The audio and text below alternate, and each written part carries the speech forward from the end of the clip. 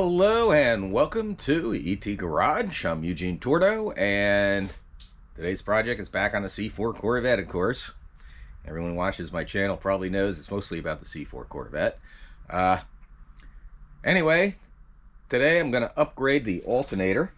I'm going to be upgrading it to a Power Master. Hopefully you guys can see that. Power Master alternator. And the reason I'm doing it is I am starting to get this winding noise. It almost sounds like the fans are running continuously, but it's not the fans. And I narrowed it down to the alternator.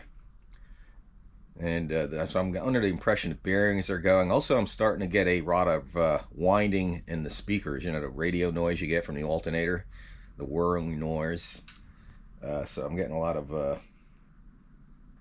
electrical noise in there in my radio speakers. Seemed like they went together. So I'm hoping that solves the problem. I had the belt off already and checked everything. That's the only thing I could find is the alternator. Now, that being said, this will be like this is the second alternator I've gotten from AutoZone.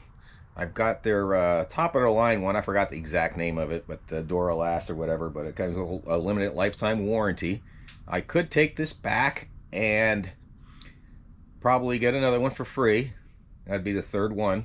And I might still do that and then put it on the shelf. But I'm going to install this Power Master one. It provides more amps. This factory one I think is 105. This provides 140. So I actually don't need the more amps, but I figure I'm hoping this is just a better alternator and lasts longer. And it will be a lighter load on the alternator, that's for sure, because it just puts out. And it comes packaged nice, comes in this box like I showed you, and comes in this tightly packed in foam. I got it through Summit, by the way. I'll leave a link down in the description box. Always check my description box and comment section, because sometimes I add stuff that I miss. So anyway, it's a really nice alternator. Now, they recommend a 6-gauge wire, and I may upgrade to a 6-gauge wire later on. The factory comes with an 8-gauge. That being said, it's only going to draw the amount of amps that's needed. And I don't have like a bunch of stuff on here that would load up the alternator. It's just, I don't have like this big ass stereo system, you know, the big amp, and that, or a bunch of lights. And I've converted some of the lights to LED, so I'm actually using less.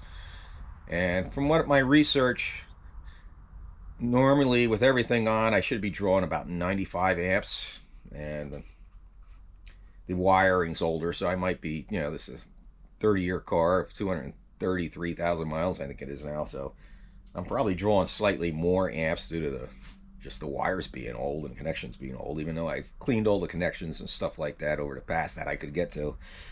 Anyway, this alternator here is, like I said, Power Master. I got it through Summit. Looks well built. It comes with a different lug. I don't know if you can see that. Instead of having, here, I'll tear this card off. Instead of having this bolt just goes in here, it has this style lug. I'm not sure why they do that. I guess that passes more, handles amps better. And let me put this back here. And it also comes with this card. It tells you what it's putting out. So hopefully you guys can see all that. And which means it was tested, hopefully. And then it says, stop, don't void your warranty. Disconnect battery cables first before installing.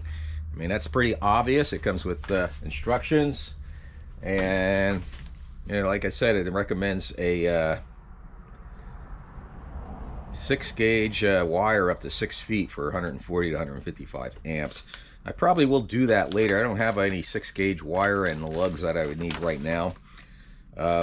Like I said, someone pointed out in one of the forums, it shouldn't draw. It's only going to draw what it needs through that wire anyway. But either way, I'm going to probably upgrade it later on. I just got to get over to Napa or whatever and do that, and I'll upgrade it at some point, probably this winter when I do some other projects. Anyway, I still haven't finished my weather stripping, so in future videos I'll get back to finishing that. right now I want to get this alternator taken care of. And first thing I'm going to do, of course, is disconnect the battery. And another thing they say in here is make sure your battery is fully charged. Otherwise, that'll, unnecessary load on the alternator when you first start it up. But anyway, let me get to work on this.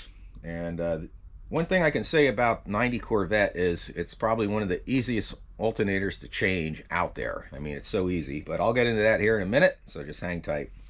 Okay, for anyone who's never removed a belt before on a C4 Corvette, and this same procedure applies to most modern cars, you need to most of them will have an idler, a belt idler pulley, and that is usually spring loaded, and it usually uses a 1/2-inch wrench of your choice, and you get it on there. You basically just pop it in there like you would with a socket. They do make a tool that you can buy that probably works better. I've never actually used one of those tools, and I usually take the wrench, stick a pipe over it. This is the jack handle extension that's from my my little roller lift there, my little pump jack, and basically you just push up like that. Get the belt tension off, and there you go. Now you can just leave this handle on there. That's what I usually do. I'm not going to need the 1/2-inch to remove the rest of it. Hope you guys saw all that, and now we'll get to the other side. Okay, I got everything set up over here. Basically, really, all you really need is a wrench to disconnect your battery. I already disconnected the battery. You just want to disconnect your negative battery cable. Okay, you can disconnect both. If that makes you feel safer, go ahead and do it. And then, of course, you want to disconnect your other wires. There's this wire here. The way I understand it, all this wire does is send a signal to the dash for your charging. Well, that's all this wire does here, according to what I've read. You're going to need a 10 and a 13 millimeter socket. And a ratchet. Now you don't need an electric one like mine. Any ratchet will do. And want to remove this boot here. And disconnect that. Of course, have your ratchet in the right direction.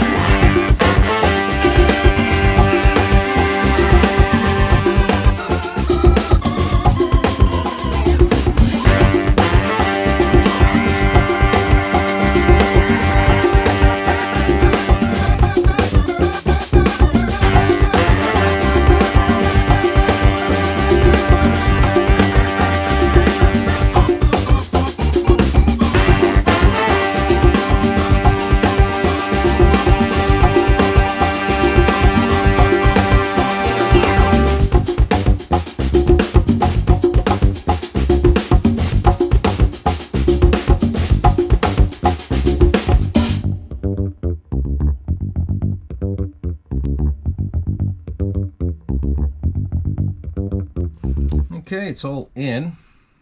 I'm looking at the angle of this, and I should probably add some washers back here to this mount and move that out a little bit. But for now, I'm going to go ahead and get this thing fired up and see what kind of voltage we put out. Okay, I'm inside the car. I'm going to start it up. You can see I got 12.5 volts. I'm going to go ahead and start her up, and we'll see what kind of voltage we get. 14.4. Everything looks brighter too. And I guess we'll turn all the lights on and stuff. We'll turn the automatic climate control on. Anyone who's not familiar with the automatic climate control, when you turn that on, that also kicks your fans on.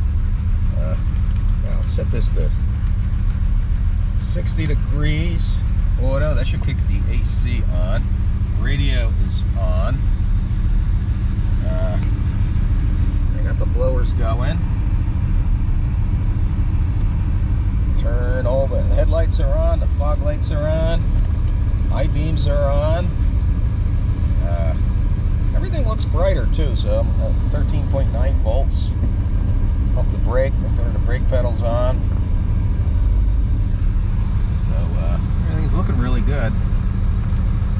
Turn my map light on. There we go, map light is on. We haven't seen that, I got red map lights. See, wipers.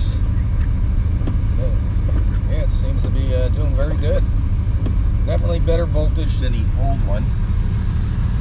And I have to say I'm very happy with this. Let me start turning things off. That's off. I'll turn the fog lights off.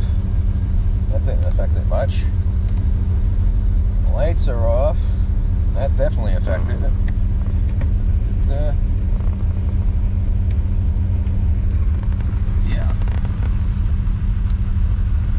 It's working good.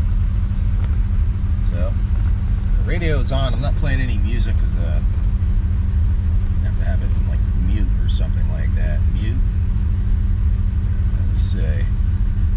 Play around with the settings here. USB.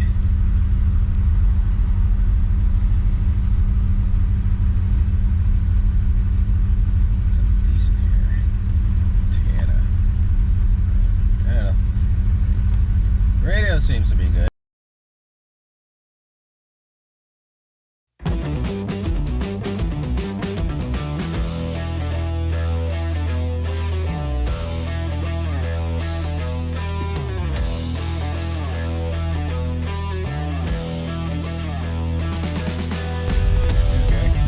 Redo all my radio presets,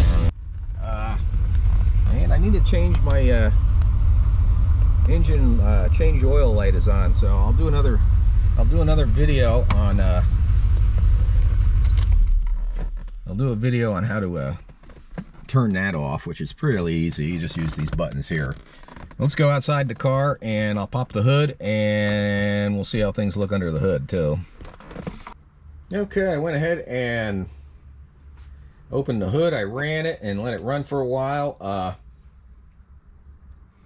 Yeah, it's definitely a big improvement in the amount of power that it puts out. I did check the wire here to make sure that, you know, it's not hot, warm at all. So that was with the headlights on and everything. Of course, yeah, I'd have to run it for a long time. This alternator gets pretty warm though.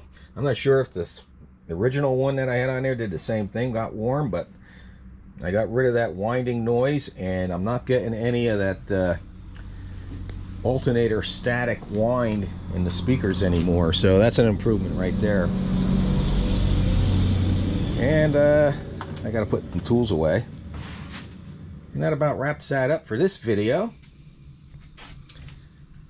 And next video, I think I'll do a short video on my oil life monitor, how to reset it on a 90 Corvette. If you don't know how to set it, you can just Google it, or you can If you have your factory service man or factory's owner's manual in the glove box, that tells you how to do it. But anyway, I'm going to end this video here. I hope it was helpful. I hope you enjoyed. I want everybody to have a great day, and God bless.